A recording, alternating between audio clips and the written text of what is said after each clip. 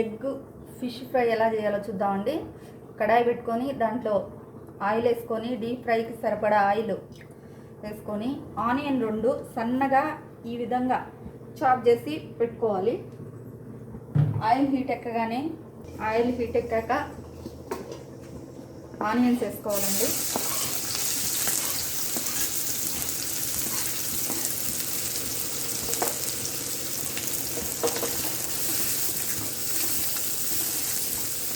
Onions బాగా brown colour రాకముందే లైట్గా అలా హీట్ అయితే చాలు.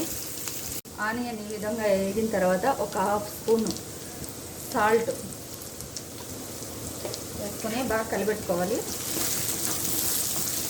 ఎందుకంటే ముందుగా సాల్ట్ వేసింది, ఆనియన్స్ బాగా బ్రౌన్ కలర్ రాకుండానే మెత్తపడతాయి, ప్లస్ క్రిస్పీగా వస్తుంది ఫ్రై కూడా. చూడండి, హాఫ్ స్పూన్ సాల్ట్ పడగానే ఏ విధంగా కలర్ చేంజ్ అవుతూ వస్తున్నాయి. పించ్ ఆఫ్ పసుపు,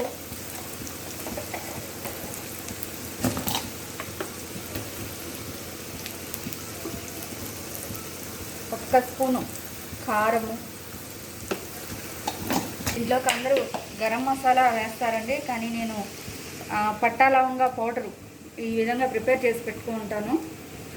అది ఒక హాఫ్ స్పూన్ కంటే కూడా కొంచెం తక్కువ.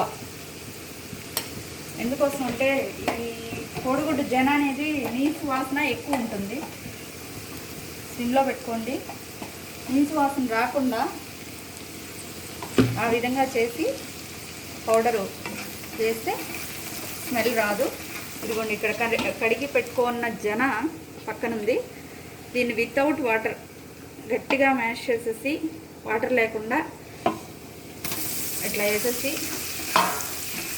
సిమ్లో కొంతసేపు వదిలేసామంటే బాగా ఇట్లా డీప్ ఫ్రై అయిన తర్వాత లాస్ట్లో కొంచెం ఉంటే కొత్తిమీర, మిరియాల పొడి, లైట్గా జీలకర్ర పొడి అండి, ఎందుకంటే ఎక్కువ అరగదు జన కాబట్టి.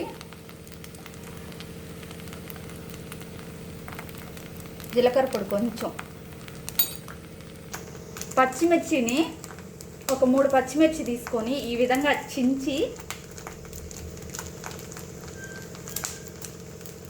వేసేస్తే ఆ పచ్చిమిర్చి ఫ్లేవర్ చాలా బాగుంటుందండి. దీంట్లో స్పైసీగా కూడా ఉంటుంది లాస్ట్లో. ఎట్లాంటి వాళ్ళు కూడా తినని వాళ్ళు కూడా తింటారు, నీసు వాసన లేకుండా ఉంటుంది. ఈ విధంగా ఫ్రై అయిపోతుంది ఎగ్ అంతా కూడా. దీన్ని ఒక 2 మినిట్స్ అలా ఉంచేసి ఆపేసేయడం.